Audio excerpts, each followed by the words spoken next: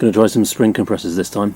Never used these before in fenders, but they actually fit. These are, I don't normally use bog standard like car tools on Land Rovers, but these actually fit on the front, but they're not going to fit on the rear.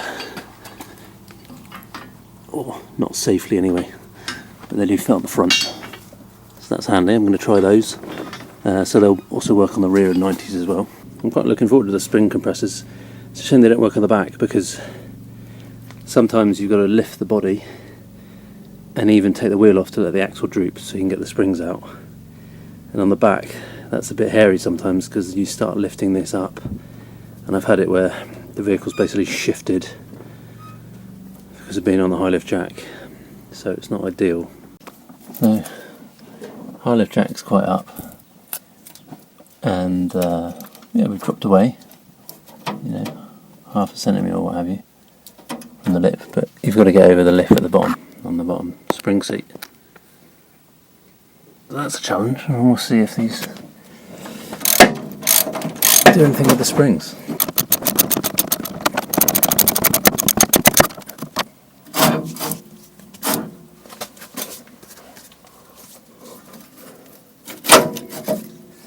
Not quite ready to come out yet. Just giving it a bit extra.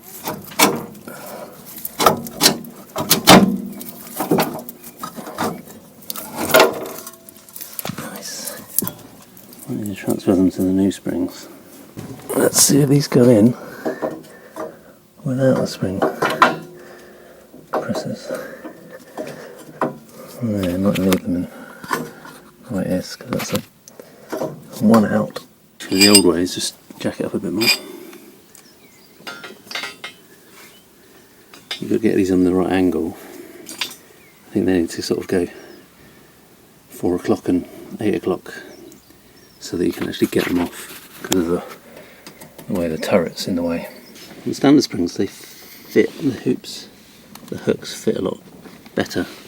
So that one's probably HD one, I think, OME, with the springs that got put on this Defender. I'll be honest, I've just jacked up the chassis a bit more. It's not going to work. Yeah, coming in from the top. Easier to come in this way. So the way Land Rover fitted it was colours of the springs went to the wheel. So, in case you're ever wondering, but it kind of means that that extra coil goes to the front.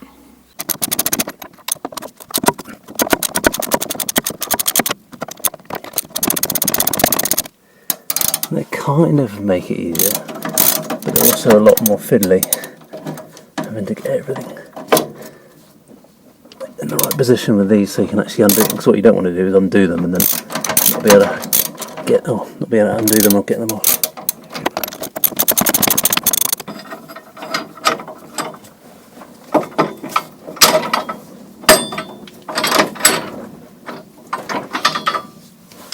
To be honest, it hasn't added much. I think you could probably have got that in with a angle pry bar or something. But we are off the ground, just about kissing the ground there, so we're on full droop. So all the weight's going down through the stand, the high lift jack, which is not great. Anyway, we can put that there.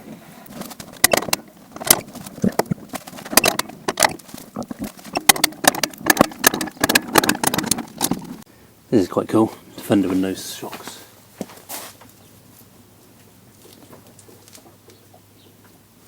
Look at it go! And putting it all back in is fairly straightforward. Put the spring, new shock. So because I did that, I've got another one to go on. I almost got caught out by this. This is the old part number. These are 5/16 the UNF. This is the new part number. These are metric. This runs all the way up to pretty much the end of the 2006 model year, like the last 100 vehicles. So my vehicle, built, you know, my last 300 TDI, built January 2007, still should have the 5/16 Imperial.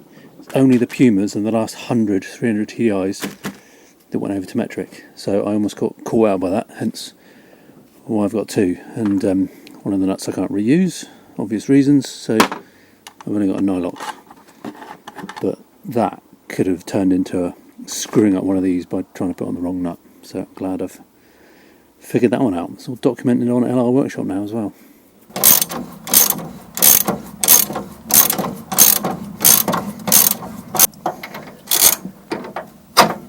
That's the problem. What I'll do is go even lower. Yeah, so using these at the top, it's a lot more restrictive.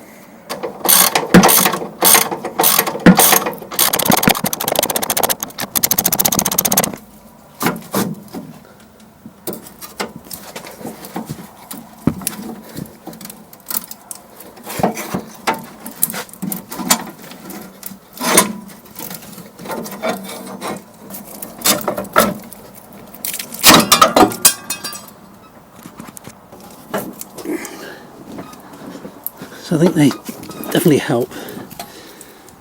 They definitely help. If you're not too precious about your springs, it helps to use a pry bar.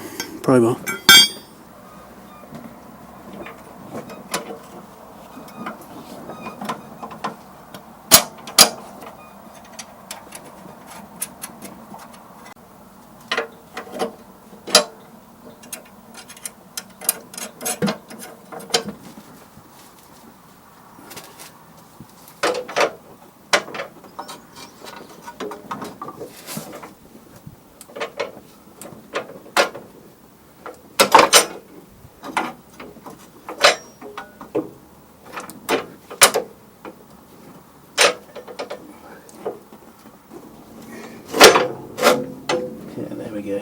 Combination of wheel.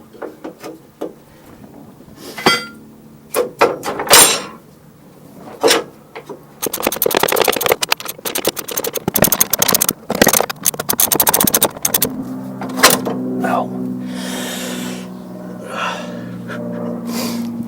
You turn the spring and it whacks you in the cheek. Right, it's gone slightly off. That's the problem with these, is the spring moves a lot.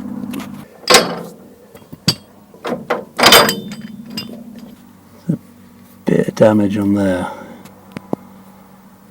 See that? Where it's pressed in, and there, that's taken the coating off. Just there. So it kind of depends how precious you are, really, about your springs. I've just turned the spring round, so this bit's at the front where it's got the biggest gap. That's one caveat to the yellow springs, I guess, from the Puma era, is they're handed. But on the Puma era, both of these on the front, whereas earlier models would have yellow-white on one side and no, white on one side, yellow on the other side. So this is the wrong way round for the best position for the bottom of the coil to be in, I think.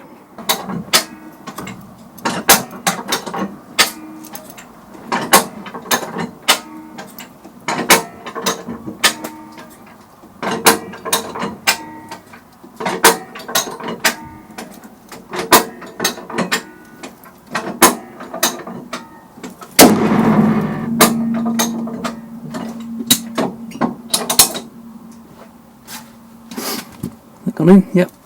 Good.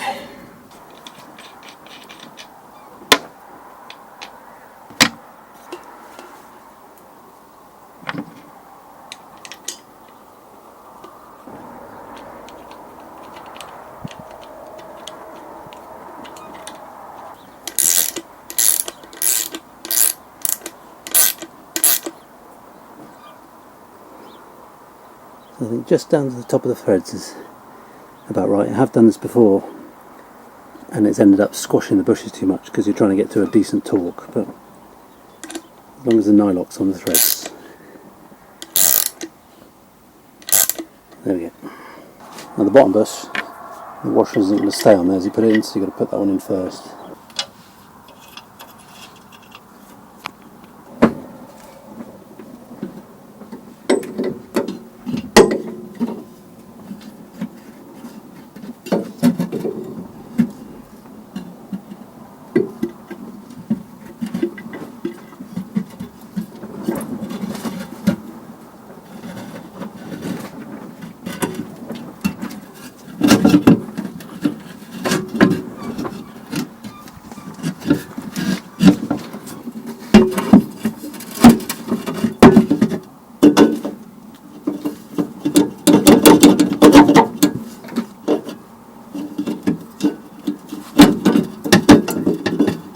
If I didn't know any better, I would say that these studs are slightly splayed out, even though they're genuine items from the 90s.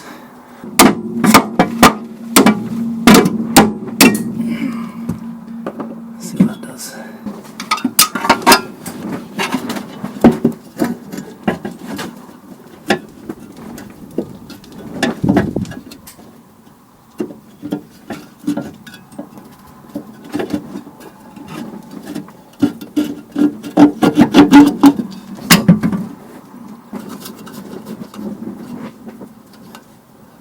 Alright, well that worked. Got one ugly duckling and I'll look on there. Little bit of modification, genuine parts, don't worry about it. If it was aftermarket I wouldn't be surprised, but genuine, there we go. When it comes to the spring compressors, these are obviously designed for, you know, normal cars. They do give it, they're kind of handy because they just give you that extra bit of crush and extra bit of reduction in spring height that gets, I think, allows you to get this in a bit more safely than trying to send the chassis as high as you can and the wheel off the ground. It just gives me a bit more confidence, I think, in the jacking setup. It can damage the springs a little bit, so that's something to be aware of. And you're not wrenching these down hugely. You know, these can be dangerous, and I think on cars they're compressing them the whole load, because you can't do that on cars because they're thinner gauge, whereas these springs are pretty meaty as far as vehicles go, you know, lightweight vehicles go, so you're not really going to be able to compress them as much as you would on a car. Therefore the potential for them springing off is not, I don't think, is great. They're just handy really, just to get that last little bit, so you're not basically bashing and hammering on the springs to try and get them in. So just measured the change in the springs, because these were looking a bit low. I mean, it's obviously gone down a lot, and I noticed it's dropped quite a lot from here, so I wanted to make sure. So I've measured from the centre of the axle to the top of the underside of the wheel eyebrow, so it doesn't take account of the tyre size or tyre pressure. So we were 51.5 centimetres both sides, we've gone to 49.5, 47.5, so dropped almost an inch on the right hand side and dropped almost 2 inches on the left hand side. Seems a bit low. So we've gone to my Defender 1 to compare, which is my 97 Defender, which is basically got Puma genuine everything on it for suspension. That's 47.5 on the right, 48.5 on the left, so that's a 1 centimetre difference. In the same ballpark though, so we've got 47 there, 47 on the other side, so this is a 2 centimetre difference on the opposite side to these. These springs are yellow, which is basically right hand drive Puma. So right hand drive Pumas are the only 110 Defenders to have the same springs on both sides. Every other era, including this era, would have had yellow, white. White. We'll see what happens when the rears, but it's made me think about the rears a bit. So the rears on this is 58, 56, so 2 centimetres difference between the two. That's not far off the standard on my 97 Defender. However, this has got the roll cage, you know, so this whole roll cage, of which most of it's going to be pushing on the rear, and this has got, you know, OME springs on it, which will be heavier duty, and it's got the helper springs in the middle. So it's getting the standard height with the extra weight because it's got stiffer springs in it. So with a 2 centimetre difference left to right, that's a bit more than I was expecting. This one's got a 1 anyway.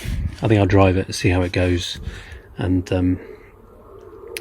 see what it feels like, and then I can review later when it's parked, you know, in different places. Maybe this has got, you know, slight cant to it. Maybe that might make a bit of a difference. We'll make a judgment then. But next will be rear springs. Thanks for watching. Bye for now.